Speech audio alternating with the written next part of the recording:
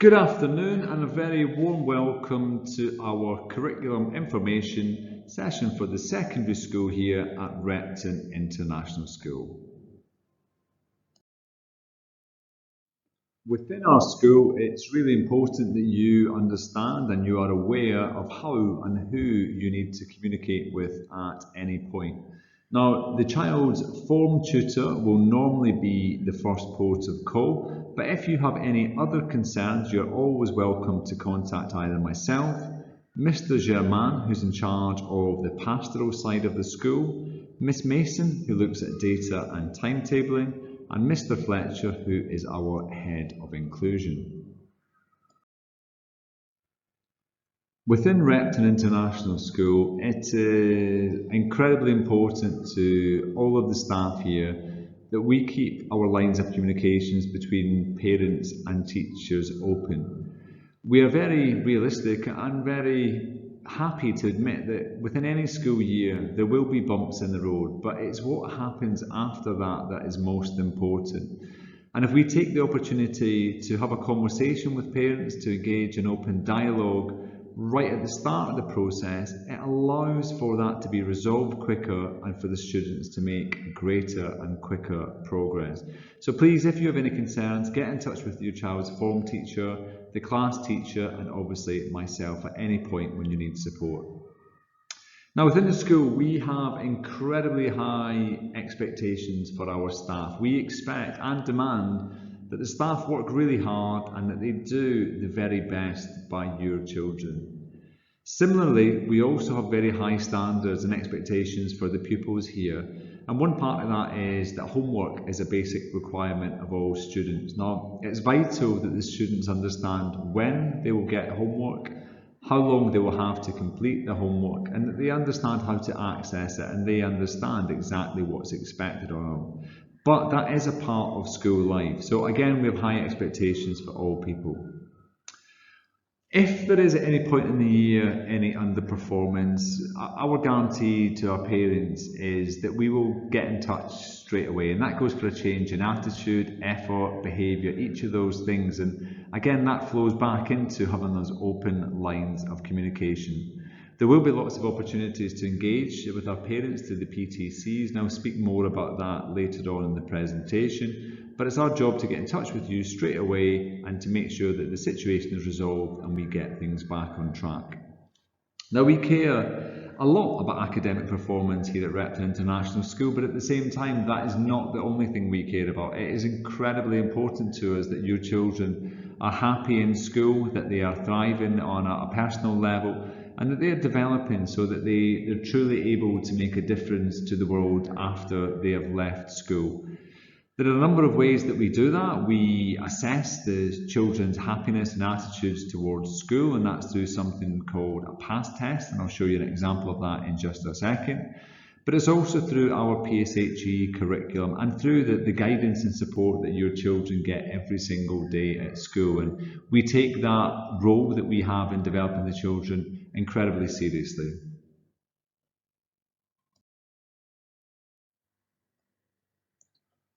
When children join us in Year 7, they are entering what is known as Key Stage 3, and Key Stage 3 encompasses Years 7, 8 and 9.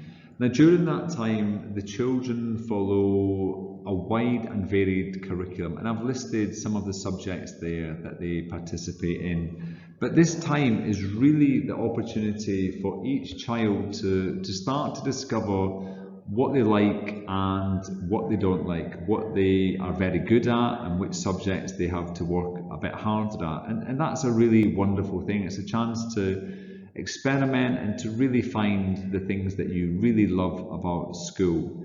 Now, when the students get to about halfway through Year 9, they then begin their Year 10 and Year 11 GCSE options. And that's a process where we introduce the children to some additional subjects like economics and business studies, and the children then have the opportunity to start to personalise the pathway that they will follow. The core subjects continue to be mandated, so English, math, science and foreign language, that will still be compulsory, but the children then pick elective subjects. So they can pick up new subjects, but they can also leave some subjects behind. And the reason this is so special is because it's the first point in the children's lives where they've really started to take ownership of the pathways that they will follow and for shaping the future of their studies and also their careers. At the end of year 11, the children will undertake external examinations, and these are held under exam conditions, and the scripts are then sent off to be marked, and the students get the results from the examinations back in August time. The results then dictate what will happen in the next key stage, and that's key stage 5. So within key stage 5, the students start to narrow their selections even further. So students normally take 4 subjects within year 12. And again, what I would suggest is that it would make sense for the children by this point to have not a perfect understanding, but certainly a clearer understanding of what they would like to follow in their future careers and in the next stage of their journeys at university. Now, some children will know very clearly what they want to do, others will still be very unsure, and there's absolutely nothing wrong with that. So what I would say here is that it's incredibly important that the students have picked 4 subjects that they are definitely being good at, it helps, but subjects that they really enjoy. And the reason that's very important is that the A-level programme is incredibly challenging. It's very demanding. There is lots of tough times, and what you need to get through those tough times is a joy for the subject, which allows you to have that resilience that you really need to be successful throughout that 2-year period.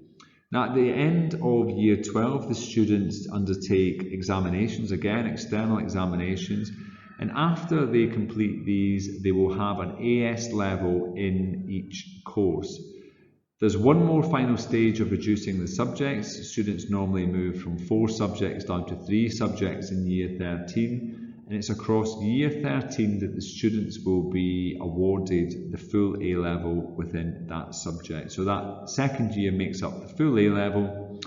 External exams again, these results then are sent off to be marked, and the results come back in August time, and then these results are used to support in university applications. So as I hope you can see, right from the start of senior school, we are starting to really think about that end goal. So children start off studying lots of subjects, they start to find what they like, they start to refine the subjects that they study until year 13, when you have that small number of subjects that you really have to perform really highly in to make sure that you can access the best universities from around the world.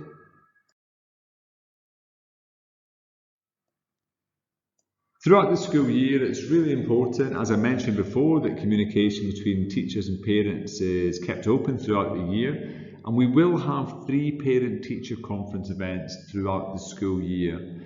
In addition to this, there will also be a full written report for each year group, but there will also be data points throughout the year as well, and the first one of those is coming up in October.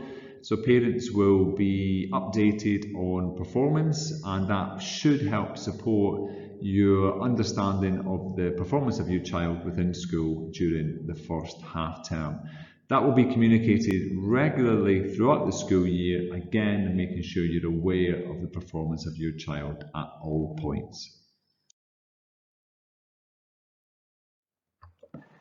It's really important that the teachers here at Repton International have a really good understanding of each child, and one thing that helps us support the children and to adapt our provision for each child is something called a CAP 4 assessment. Now, this assessment is used to give us as much information as possible on every child, but what it does that parents are perhaps most interested in is it gives each child a score, a measure, a prediction of potential.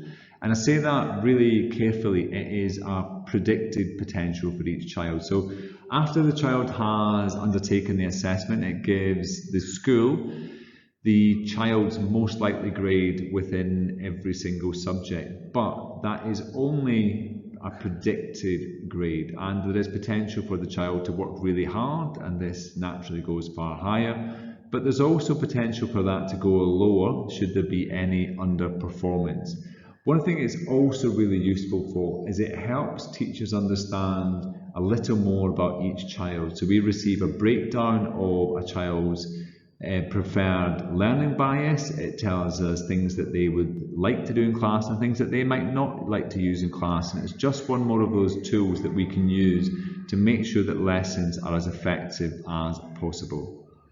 We also use progress tests within English, maths and science, and if your child was here last year, you would have received a report at the end of the year which gives you an overall picture of performance, and it also, again, it gives you strategies and tips that each child would benefit from. But the really useful thing is that it compares children from all across the world who undertake the test, and it gives us a measure of whether the progress for each child has been above, below or expected, or below expected, and it allows us to also adapt our teaching to meet the needs of every single child.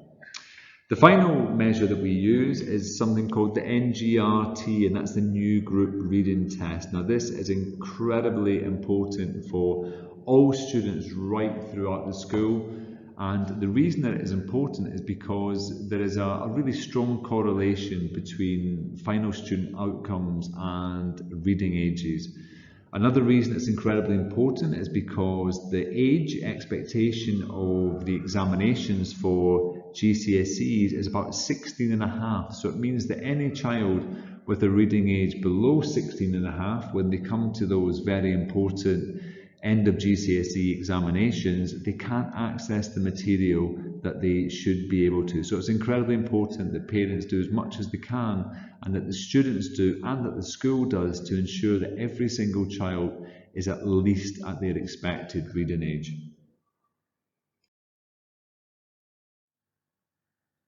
Within the senior school, for each of the data and progress reports that I mentioned, teachers will provide students with a current anticipated grade, and we call this a CAG.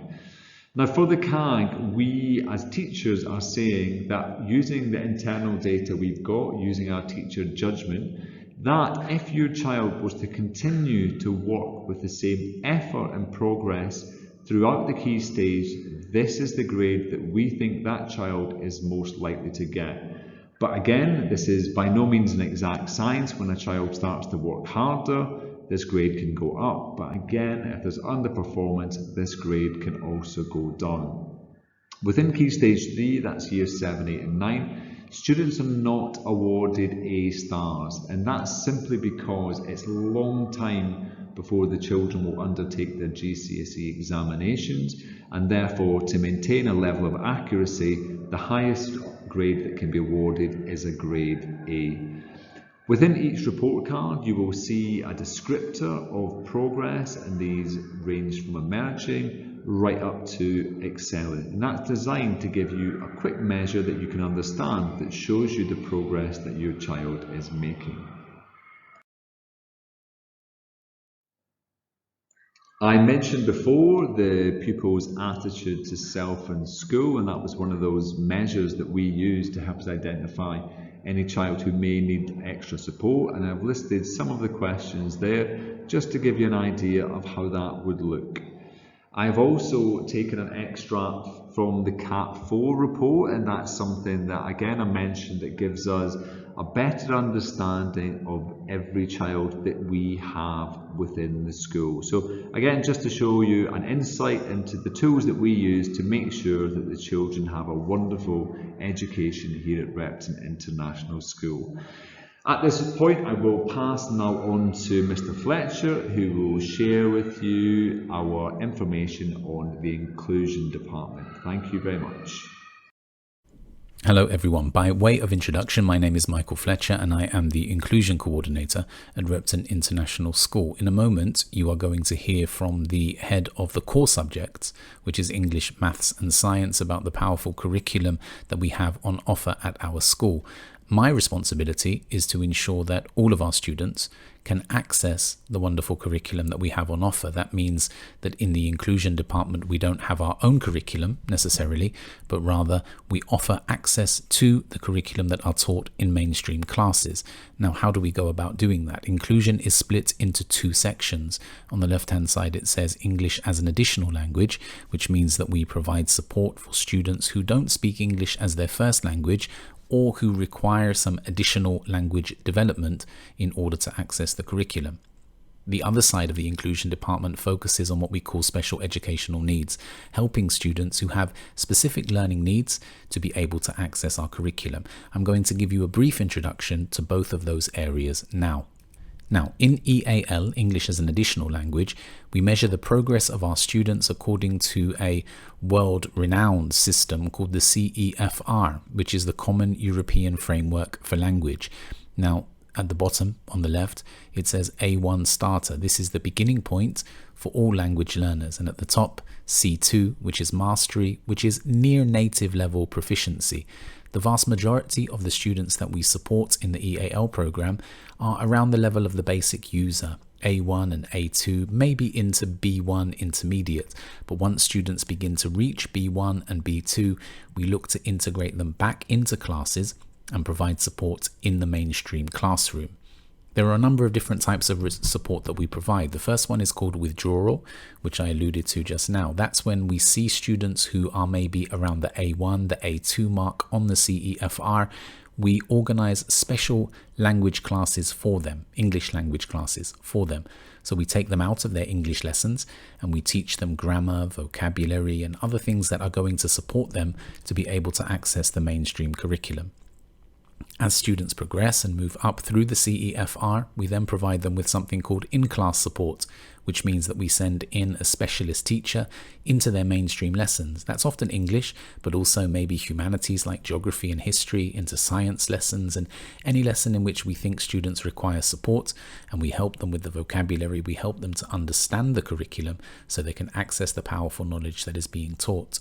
We also have something called mentoring, which means that sometimes students don't need withdrawal classes, nor do they need in-class support, but they need a little bit of help now and again with the English language. So they come to our specialist teachers and ask them some questions, ask them for further information about the topics that they are studying. We call that mentoring, and that takes place throughout our school. And here are some examples of what we teach at each of the levels. At Key Stage 3, the curriculum that we present is defined by the pupil's CEFR level. And that might be appropriate vocabulary and grammatical structures to help them improve their language, and also working on their productive skills, which are writing and speaking, and their receptive skills, which is listening and reading, to help them be able to access the content in our mainstream classes. And when we teach our students in those withdrawal classes, we like to link to curriculum areas, so that might be English, maths, science, history, to make sure that they're not missing out on too much information from those classes. When we move into Key Stage 4, then we offer the IGCSE ESL syllabus, and that's English as a second language. And we also ensure that our students have academic mentors, and we monitor their progress, and sometimes we provide in-class support for the very important exam years. And at Key Stage 5, the academic mentoring continues, and we continue to have some in-class support, but we also offer support for IELTS and TOEFL, which are internationally recognized certificates that some students require in order to access university. So our offering in the inclusion department for EAL is quite comprehensive and quite broad. Now, moving on to SEN, which is special educational needs, we operate on the 3-wave program, which means that at Wave 1, all of our teachers across the school are trained in how to deal with students with special educational needs, whether they are processing issues or social, emotional, and mental health issues. So therefore, all teachers provide very high quality teaching to meet the needs of our students inside the mainstream classroom. But sometimes students have additional needs, and that's when we move on to what's called Wave 2, which enables us to design certain interventions where we can help students both inside and outside the classroom to be able to access the curriculum better. And finally, sometimes we move on to wave number 3, which is a highly personalized intervention. And in that case, for any of these interventions that we would make with your children, we would be in touch with you, in contact with you, and seek your consultation on that process. We offer a number of different interventions at the moment. One of those is Nessie, which is designed to help pupils with their reading skills. We also use the zones of regulation, which focuses upon helping pupils to be able to regulate their emotional states. And of course, very importantly, as students get towards their external exams, we make access arrangements with Cambridge Assessment for students who require some additional time or extra support in examination settings. Now, if you're interested in further information about the Inclusion Department, please do attend our Inclusion Open Morning, which will take place on Friday the 29th of September 2023, and that will take place via Google Meet. Please do send me an email and you can be registered for that event. And if you're watching this video after that event, please do feel free to send me an email if you require any further information. Thank you for your time. My name is Miss Williams and I am the head of English here at Repton International School, and along with my colleagues Miss Tina Summers and Miss Sophie Mason, we make up the English team. At Key Stage 3, we focus on a broad curriculum that is made to inspire a love of and a proficiency in English. We do this via something called a spiral curriculum. That means that your child will be building on skills they would have learned from previous years. Each week, your child has the opportunity to go to the library for a library lesson where they engage in reading for pleasure. This means that they can choose a book of their choice and they sit down and enjoy some reading. Homework is given weekly here. Each subject is dedicated 1 hour of homework time at Key Stage 3. That means your child will receive up to 1 hour's worth of homework from the English department. And your child has access to their homework timetable already, so they should know what days their homework is issued. At Key Stage 4, we focus on IGCSE content. Last year, our cohort received 93% A star to C, with over 50% of the cohort achieving A star to A. These are fantastic results. At Key Stage 5, this is where we focus on our AS and A-level content, preparing our students for academic degrees when they move away from Repton. Your child will undergo something called an NGRT. This usually happens at the start of the year. What this will allow us to do is to give them a reading age. This is different to your child's chronological age. So, for example, if your child is 12 years old, their reading age may be 10. If that is the case, this NGRT data allows us to tailor and differentiate our lessons so that your child can access the content. Lastly, how can you support your child? You can help your child to read 20 minutes per day at home. This does not mean you have to sit with them for 20 minutes every night, but you do have to monitor that their reading is complete. We want to make sure that our children are reading broadly, so not just reading fiction and prose. We would also like our children to access things like poetry and non-fiction sources like newspapers.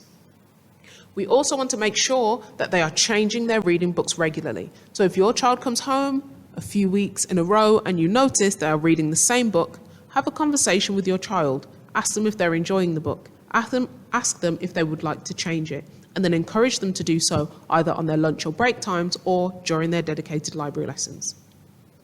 Thank you for listening to this presentation. If you have any questions or queries, please do contact me by email. My email is crystal.williams@repton.edu.my. Thank you.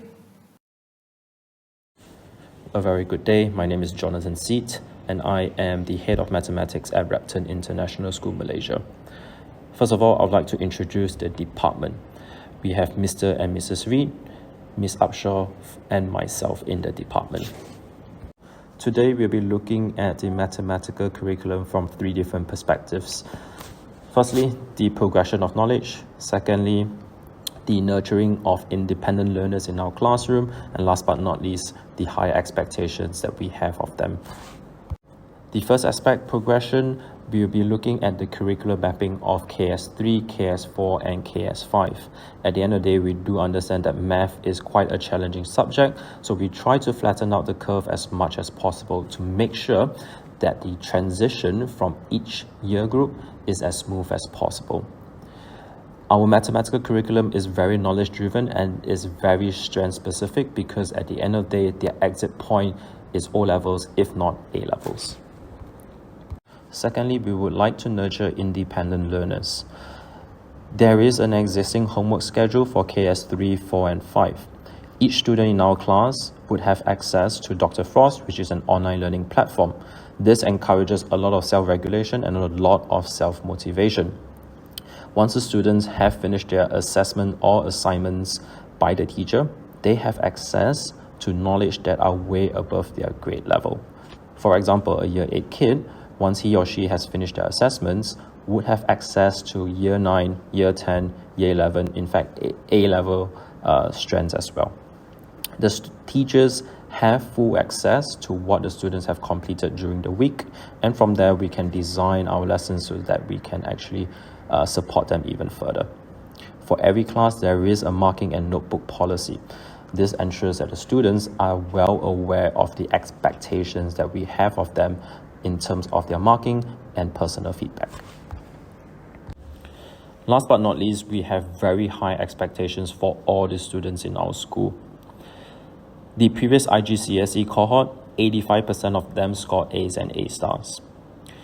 On the other hand, we do understand that mathematics can be quite challenging for some of the students, so therefore there is definitely some kind of differentiation in every single class.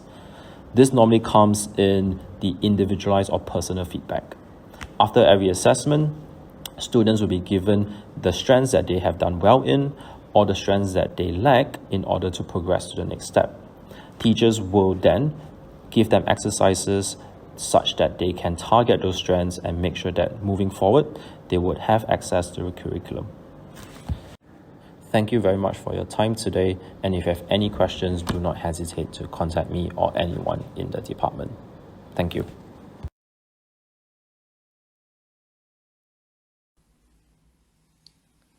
Hello, my name is Mr. Parkinson. I am the head of science.